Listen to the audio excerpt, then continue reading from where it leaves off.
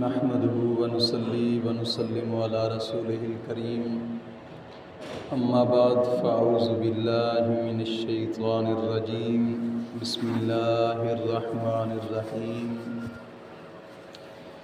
اهدنا الصراط المستقيم صدق الله مولانا العظيم وصدق رسوله النبي الكريم الأمين ونحن على ذلك لمن الشاهدين والشاكرين والحمد لله رب العالمين إن الله وملائكته يصلون على النبي يا أيها الذين آمنوا صلوا عليه وسلموا تسليما الصلاة والسلام عليك يا سيدي يا رسول الله وعلى آلك وأصحابك يا سيدي يا حبيب الله الصلاة والسلام عليك يا سيدي يا نبي الله وعلى آلك وأصحابك يا سيدي يا نور الله الصلاة والسلام عليك يا سيد المرسلين وعلى آلك وأصحابك يا محبوب رب العالمين. محترم سامعین، آج کا یہ اجتماع پہلا اجتماع ہے تحریک تحفظ اسلام کی جانب سے، اور انشاءاللہ العزیز آج اجتماع کی ابتدا کی ہے. آہستہ آہستہ انشاءاللہ العزیز چلتے جائیں گے، اور یہ ہفتہ وار اجتماع ہوگا ہر جمعرات شریف انشاءاللہ العزیز. بہت لمبا نہیں، صرف اور صرف 1 گھنٹے کے اندر اندر اجتماعی دعا تک بھی ہو جائے گی. مقصد اجتماع کا اور تحریک کا یہ ہے کہ تمام مسلمان بخوبی جانتے ہیں کہ دین سے لوگوں کی کتنی دوری ہو چکی اور دنیا میں کتنے مگن ہو چکے ہیں. تاکہ آخرت یاد دلائی جائے، کچھ نہ کچھ سامان اپنی آخرت کا بھی جمع کرنے کے لیے کیا جائے. اور یاد رکھیے گا، آدمیوں کا تھوڑا ہونا کوئی بری بات نہیں ہوتی. ہمیشہ سمجھدار لوگ کہتے ہیں کہ قافلے انہی کے پیچھے چلتے ہیں جو اکیلا چلنے کا حوصلہ رکھتے ہوں. دوستو، جب آیا تھا یہاں پہ تو ایک اکیلا ہی آدمی تھا، کوئی نہیں جانتا تھا. آج الحمدللہ اتنا قافلہ بن چکا ہے، تو تحریکی نظام میں بھی انشاءاللہ العزیز ایک وقت آئے گا کہ قافلہ بن جائے گا انشاءاللہ العزیز. مقصد صرف اور صرف اپنی آخرت کو سنوارنا ہے، اپنی آخرت کو سنوارنا، اپنے دین پر مضبوط رہنا، اپنے دین پر مضبوط رہ جانا. یہ صرف اور صرف مقصد ہے تحریک کا. بس آج ماحول ایک ایسا بن چکا ہے کہ دنیا دن بدن، لوگ دن بدن گمراہی کے سمندر میں گرتے جا رہے ہیں. آخرت بالکل ہی یاد نہیں ہے، قطعاً بھی. اور حقیقت بات ہے کہ آپ اس چیز کا جناب علی ایک مشاہدہ کریں کہ ایک سائڈ پہ شیطانی محفل ہو جائے اور ایک سائڈ پہ رحمانی محفل ہو جائے، تو رحمانی محفل میں لوگ کم ہوں گے، کیونکہ شیطان کے راستے پہ لوگ بہت زیادہ چل چکے اس وقت. اور جس قبر میں ہم نے جانا ہے وہ یاد تک بھی نہیں ہے، اور اتنا یاد بھی نہیں ہے کہ جب ہم قبر میں جائیں گے تو کیا ہمارے پاس جو سوال ہوں گے، کیا سوالوں کا ہم جواب دیں گے. ہم سے فرشتے سوال کریں گے مر ربوں کا، کیا جواب دیں گے؟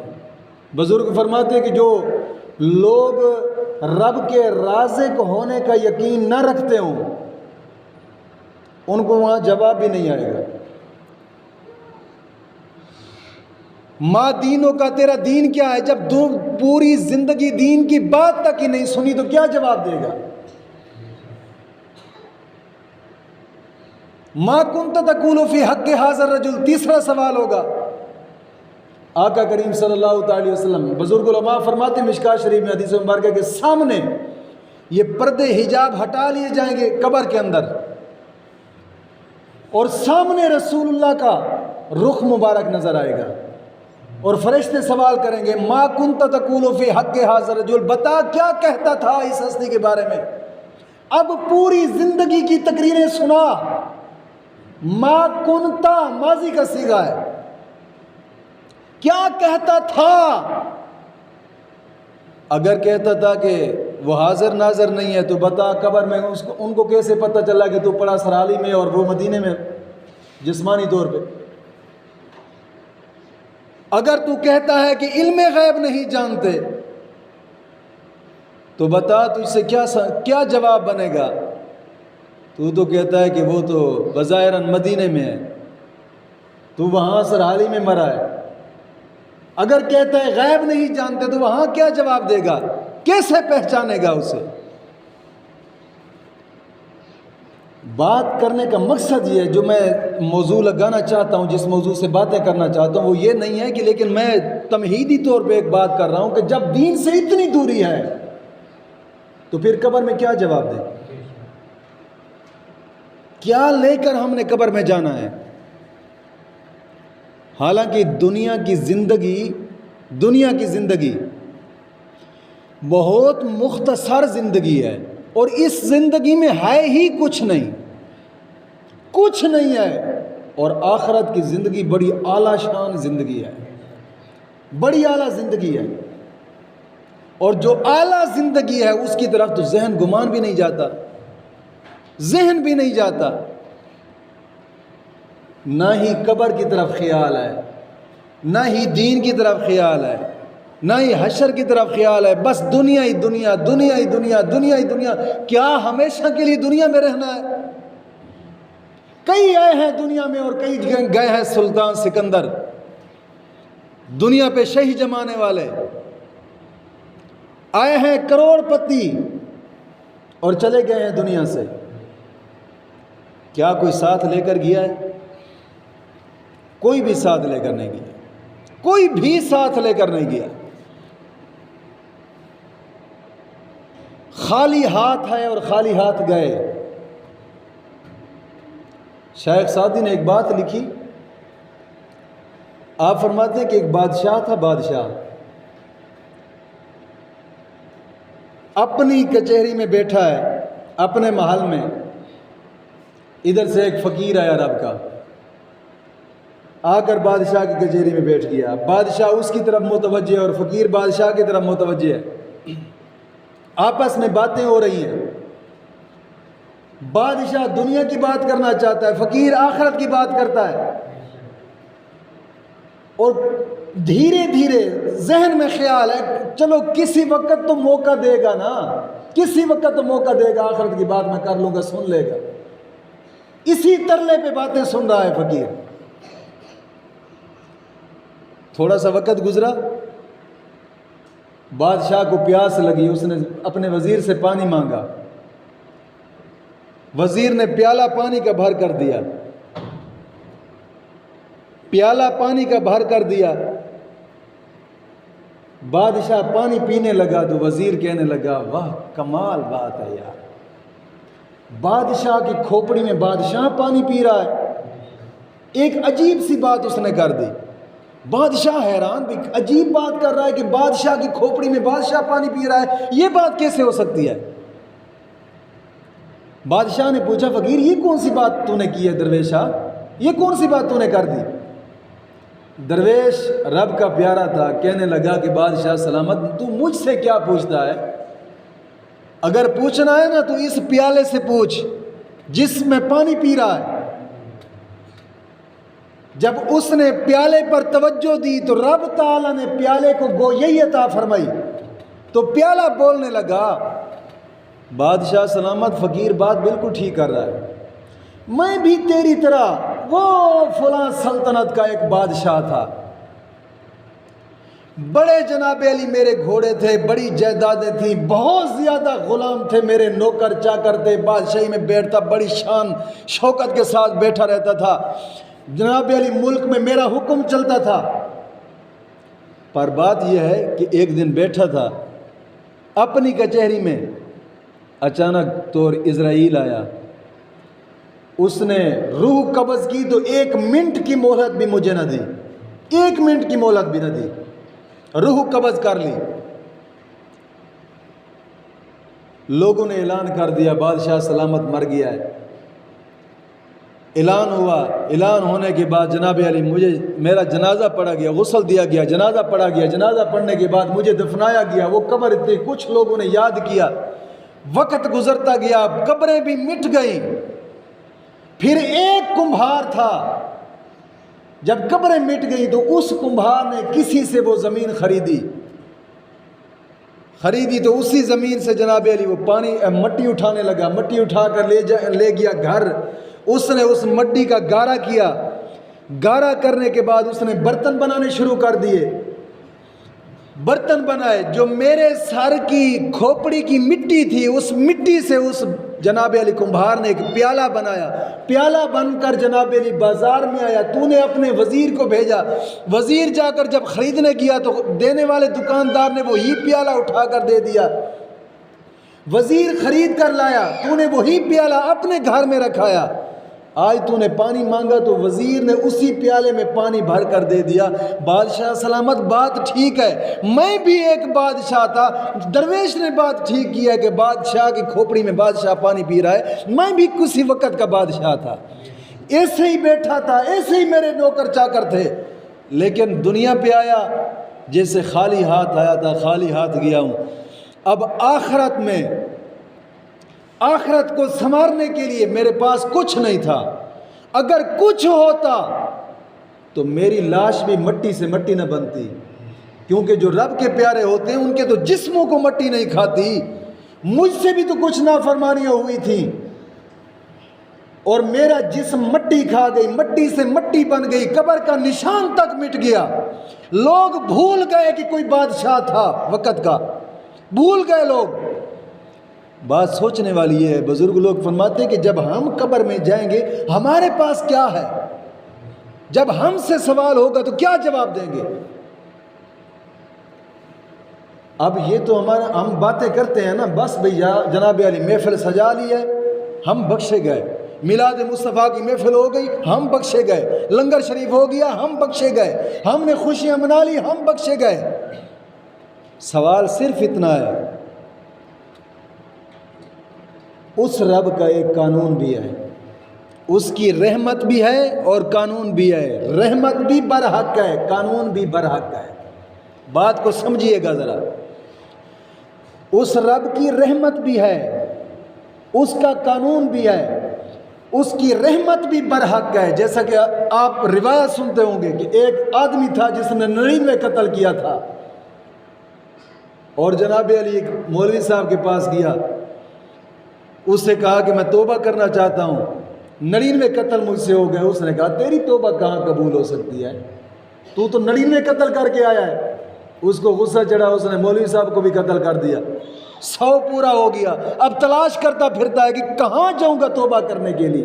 لوگوں نے بتایا ارے بابا تو اس طرح کر، وہ فلاں جگہ پہ عالم دین بیٹھا ہے، تو نیم مولوی کے پاس گیا تھا جس نے اپنی بھی جان کو گنوایا اور تجھ پر بھی گناہ آ گیا ہے، جا فلاں جگہ پہ ایک عالم دین ہے، وہ تجھے ضرور راستہ دکھائے گا، وہ تجھے ضرور راستہ دکھائے گا۔ وہ چل پڑا، اب کانپتا جا رہا ہے کہ کیسے یار میری توبہ کیسے قبول ہوگی، ڈر خوف دل میں پیدا ہو گیا۔ جب گیا نا درویش عالم دین کے پاس، اس سے کہا کہ میں تو 100 قتل کر بیٹھا ہوں، کیا میری توبہ بھی قبول ہو سکتی ہے؟ اس نے کہا توبہ قبول ہو سکتی ہے، لیکن ایک کام کرنا ہے، ایک تو جہاں کا رہنے والا تھا اس گاؤں میں دوبارہ نہ جانا، جو دوست تیرے پیچھے تھے ان سب دوستوں کو چھوڑ دینا. کیوں؟ جب انسان اپنے علاقے میں جاتا ہے اور پرانے دوست ملتے ہیں نا، توبہ پر قائم نہیں رہ سکتا. اگر نماز پڑھے گا تو بڑا حاجی بن کے آیا ہے تو یار، توبہ پر قائم نہیں رہ سکے گا. اس لیے درویش عالم دین نے کہا کہ اس گاؤں بھی نہ جانا، ان دوستوں سے ملاقات بھی نہ کرنا، رب کی بارگاہ میں گڑ گڑا کر توبہ کرنا. اب یہی دھن ہے، یہی سوچ کے جا رہا ہے. عالم دین کے پاس جاؤں گا، وہ مجھے تقریباً یہی نصیحتیں کرے گا. بزرگ علماء فرماتے ہیں کہ جا رہا تھا، راستے میں موت آ گئی. اب مر گیا، حالانکہ نماز ایک نہیں پڑھی تھی، بس خوف ذہن میں چھا گیا. توبہ کرنے جا رہا تھا، ابھی توبہ نہ کی، بس شرائط کا اس کو پتہ چلا تھا کہ ایسی شرائط ہوں گی، جاؤں گا عالم دین کے پاس. مر گیا، موت آ گئی. اب اللہ رب العزت کے فرشتے آئے اس کو اٹھانے کے لیے، جو جہنم کے فرشتے جہنم میں لے جانے والے، اور جنت میں لے جانے والے بھی فرشتے آ گئے. وہ کہنے لگے کہ یہ ہمارا ہے، وہ کہنے لگے کہ ہم لے کر جائیں گے. فیصلہ ہوا، مختصر بات کر رہا ہوں، فیصلہ ہوا. اللہ رب العزت نے فرمایا کہ تم زمین کو ناپ لو، جنت دور ہے یا دوزخ دور ہے، جو چیز قریب ہوگی وہیں لے جانا اس شخص کو. اللہ رب العزت نے کرم فرمایا، جنت کو قریب کر دیا، جہنم کو دور کر دیا. فرشتے کہنے لگے مولا یہ کیا معاملہ ہے؟ اتنا پاپی تھا، اتنا گناہ گار تھا. مولا کریم نے فرمایا بس یہ اپنی آخرت کی سوچنے کی خاطر جا رہا تھا، اور اس کا دل کانپ رہا تھا توبہ کرنے کے لیے، توبہ نہیں کی تھی، کانپ رہا تھا اس ڈر کی وجہ سے. مولا کریم کا فضل ہوا کہ رب تعالیٰ نے اسے جنت عطا فرما دی. بات یہ ہے کہ یہ اس کا قانون تھا، یہ اس کی رحمت تھی، یہ اس کی رحمت تھی کہ اس نے جناب علی 100 قاتل کو بھی بخش دیا. ایک ہے اس کا قانون، یہ رحمت تھی کہ 100 قتل کرنے والے کو بخش دیا.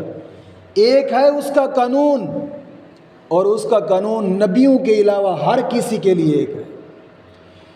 نبی کے علاوہ ہر کسی کے لیے برابر ہے، چاہے وہ عام آدمی ہے، رب کا ولی ہے، تابعی ہے، اتباع تابعین دے وچوں ہے، صحابی ہے، سوائے نبی دے ہر کسی کے لیے اس کا قانون ایک ہے. وہ اس کا قانون ہے. مسلم شریف بخاری شریف میں حدیث مبارکہ ہے، دوسری جلد صفحہ نمبر 432 پہ حضور کا ایک صحابی ہے جس کا نام ہے حضرت کرکرہ رضی اللہ تعالیٰ عنہ. یہ صحابی سفر میں بھی حضور کے ساتھ تھا، حضر میں بھی حضور کے ساتھ تھا. سفر، حضر، یہاں تک کہ حضور کو پانی وضو کرنے کے لیے پانی ضرورت ہوتا تو یہی شخص ہی پانی کا لوٹا بھر کر حضور کو وضو کرواتا تھا. ایک وقت ایسا آیا، سواری کی مہار پکڑی ہوئی ہے، حضور سواری کے اوپر سوار ہے، سواری کی مہار پکڑی ہوئی ہے، حضور سواری کے اوپر سوار ہے، مکہ کی وادیوں سے گزرنے لگے، سفر میں تھے، دشمنوں نے تیر مارا، حضرت کرکرہ شہید ہو گئے. جب شہید ہوئے حضور نے ان کا جنازہ پڑھایا. غور کیجئے گا، آقا کریم صلی اللہ تعالی علیہ وسلم نے اس صحابی کا جنازہ پڑھایا، اور 1700 صحابی جنازہ پڑھنے والا، حضور خود پڑھانے والے. یہاں پر تو تسلی دی جاتی ہے نا، 40 بندہ ہو جنازے میں تو جنازہ بخشا گیا جی. ہر پاپی، ہر فلم دیکھنے والا، ہر فاسق و فاجر، بس 40 ہو گیا تو بخش گئے جناب علی. وہاں 1700 صحابی تھا، 1700 صحابی، خود حضور جنازہ پڑھانے والے. جب جنازہ پڑھایا، رب کے قانون کی بات کر رہا ہوں، جنازہ پڑھایا گیا. جنازہ پڑھانے کے بعد حضور نے قبر میں اسے دفنایا. جب مٹی دینے لگے نا، مٹی دینے لگی، ابھی شروعات ہی ہوئی تھی، تو آقا کریم صلی اللہ علیہ وسلم نے دیکھا قبر کے اندر آگ کے شعلے نکلے. استغفر اللہ اللہ اکبر استغفر اللہ اللہ اکبر کہنے لگے، اور خود آقا کریم صلی اللہ علیہ وسلم نے فرمایا جاؤ چادر لے کے آؤ، اس کے گھر میں چادر پڑی جو مال غنیمت سے اٹھا کر اس نے گھر رکھی تھی، وہ فلاں جنگ سے جو مال غنیمت آیا تھا اس مال غنیمت میں سے ایک چادر اٹھا کر اس نے گھر رکھی ہے، واللہ عالم بھول کر گھر گئی ہے یا خود لے کر گئے ہیں۔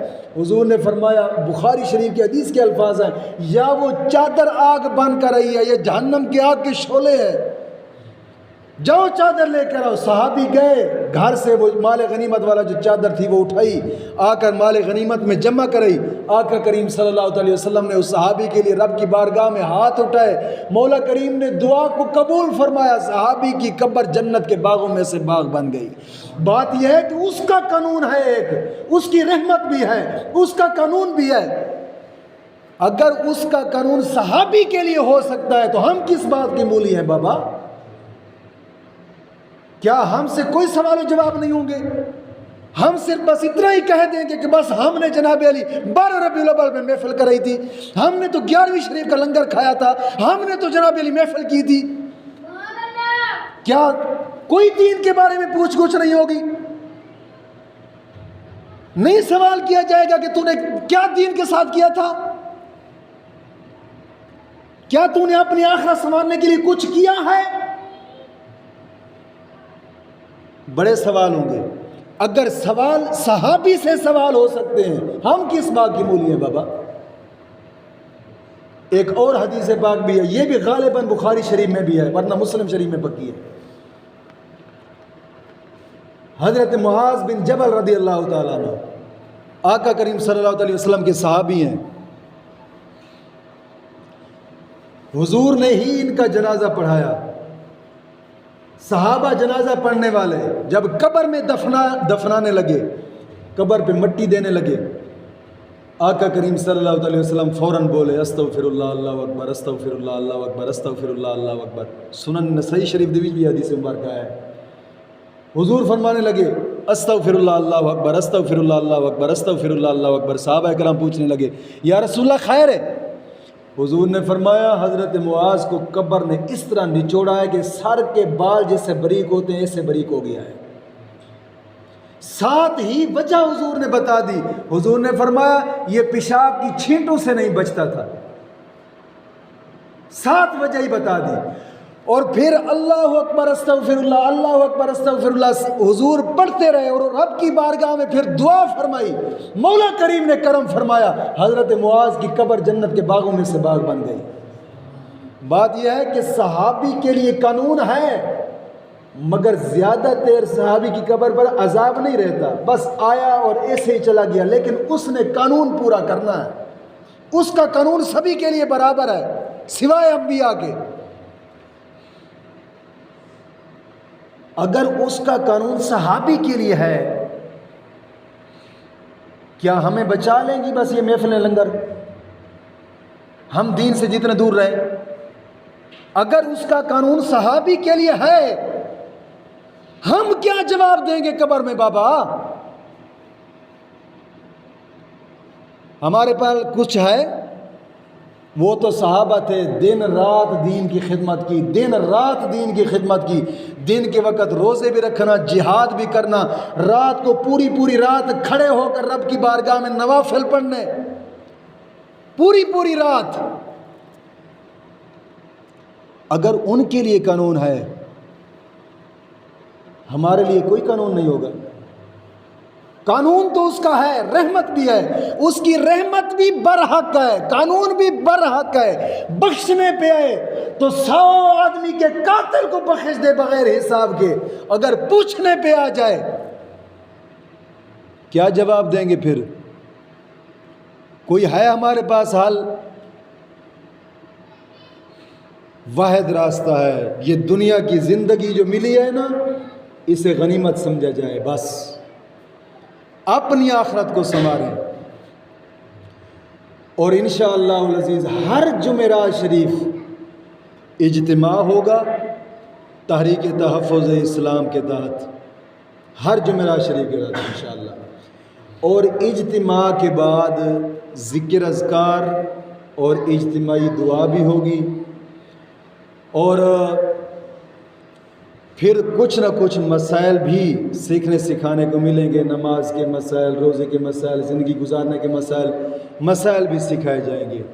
کوشش کریں کہ اپنے ساتھ ساتھ اوروں کو بھی ساتھ لانے کی ترغیب کریں، اور میری جہاں جہاں تک آواز پہنچ رہی ہے دوستوں سے بھی گزارش ہے، ہفتے میں کم از کم 1 گھنٹہ، صرف 1 گھنٹہ اللہ کے راستے پہ لگائیں، صرف 1 گھنٹہ۔